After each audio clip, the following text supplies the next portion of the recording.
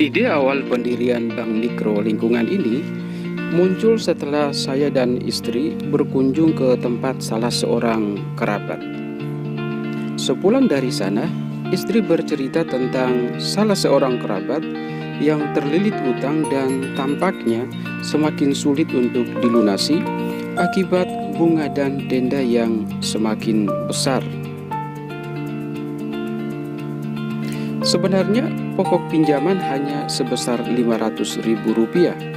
Namun ketentuannya pinjaman dengan pokok Rp500.000 akan dikembalikan sebesar Rp700.000.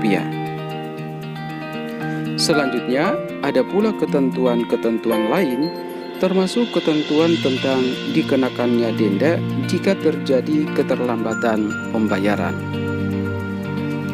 Selain itu, dana yang dipinjam pun tidak diterima sepenuhnya oleh masyarakat karena adanya pemotongan biaya-biaya.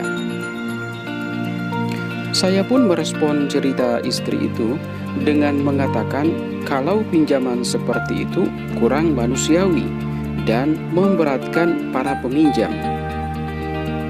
Apalagi dalam kondisi ekonomi seperti saat ini yang sedang kurang baik.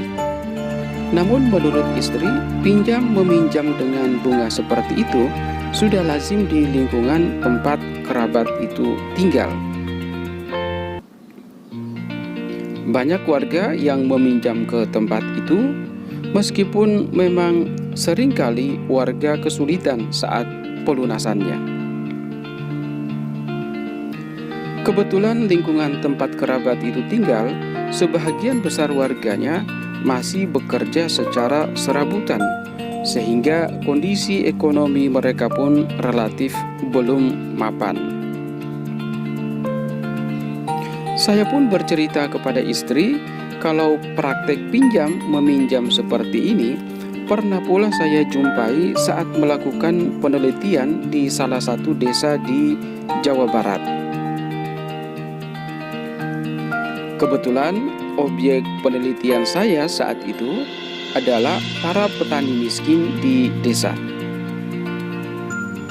Para petani yang meminjam dana pemilik dana di desa akan mengembalikannya saat panen, namun dengan perhitungan yang memberatkan petani. Sebagai contoh, petani yang meminjam dana sebesar Rp300.000 akan dibayar saat panen dengan gabah sebanyak 1 kuintal, sementara harga gabah saat itu berkisar Rp500.000 per kuintalnya. Tentu syarat itu sangat merugikan para petani miskin di desa.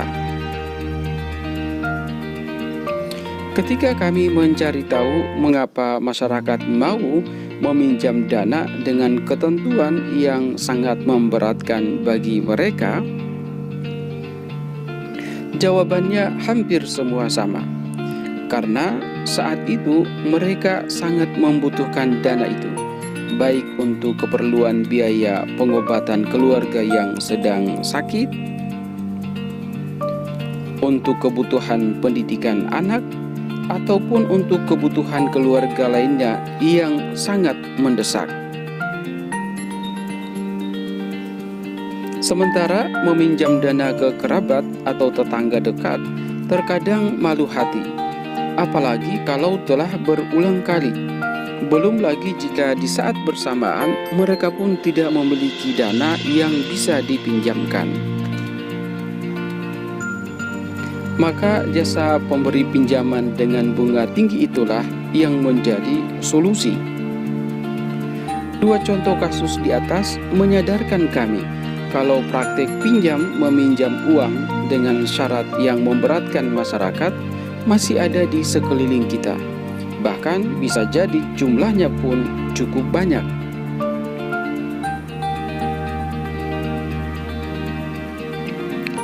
Cukup lama kami berdiskusi tentang masalah ini, peran apa yang kira-kira bisa kami lakukan, karena kami pun dengan kondisi ekonomi yang juga belum terlalu mapan. Sempat pula kami berpikir untuk mencari lembaga penyedia dana atau donatur, namun rencana itu kami pertimbangkan kembali karena mencari donatur butuh waktu, butuh kerja ekstra, itu pun hasilnya belum pasti.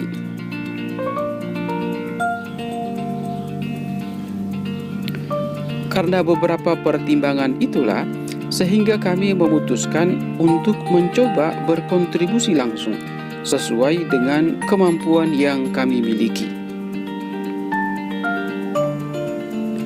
Kami pun mulai merumuskan suatu lembaga kredit di masyarakat, di mana lembaga kredit itu memungkinkan masyarakat bisa meminjam dana, namun tanpa dikenai bunga dan potongan biaya-biaya.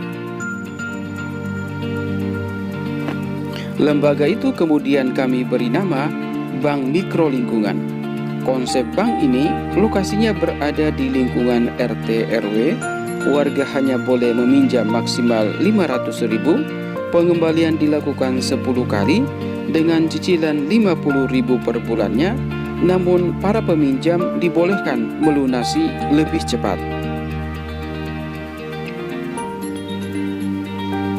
Bank Mikro Lingkungan ini adalah bank tanpa bunga dan tanpa potongan biaya-biaya, akan tetapi para peminjam berkewajiban berbelanja ke warung yang menjadi mitra kami. Berbelanja minimal 100.000 per bulannya, hal ini dalam rangka mengefisienkan dana yang ada, sehingga kami pun tidak perlu lagi merekrut tenaga kerja yang khusus bertugas mencatat dan mengumpulkan cicilan warga. Tugas pengumpulan, penagihan, dan pencatatan cicilan warga dilakukan oleh pemilik warung yang menjadi mitra kami. Saat ini, Bank Mikro Lingkungan yang kami dirikan telah berjalan 2 bulan. Berlokasi di lingkungan tempat kerabat tadi tinggal dan bekerja sama dengan salah satu warung sembako di lingkungan itu. Dana yang ada pun telah terserap semua di masyarakat. Kebetulan pula dana yang kami miliki masih sangat terbatas. Saat ini baru bisa memberi pinjaman pada beberapa warga. Tentu ada kendala dan penyesuaian dalam pelaksanaannya. Misalnya permintaan beberapa masyarakat yang ingin melakukan pembayaran per 10 hari karena waktu per bulan yang mereka anggap terlalu lama. Lembaga kredit dengan konsep ini tentu akan lebih baik jika tumbuh subur di lingkungan kita masing-masing. Termasuk kemungkinan untuk menyisihkan sebagian kecil dari dana desa untuk membentuk bank mikro di lingkungan desa. Kebetulan beberapa kasus yang kami kemukakan di awal terjadi pada masyarakat desa. Keberadaan lembaga kredit seperti ini akan sangat membantu masyarakat kita, apalagi dalam kondisi ekonomi yang saat ini sedang kurang baik. Sehingga masyarakat kita tidak terjerumus pada jasa pemberi pinjaman yang semakin memberatkan mereka, dan ketahanan ekonomi lingkungan pun dapat tetap terjaga.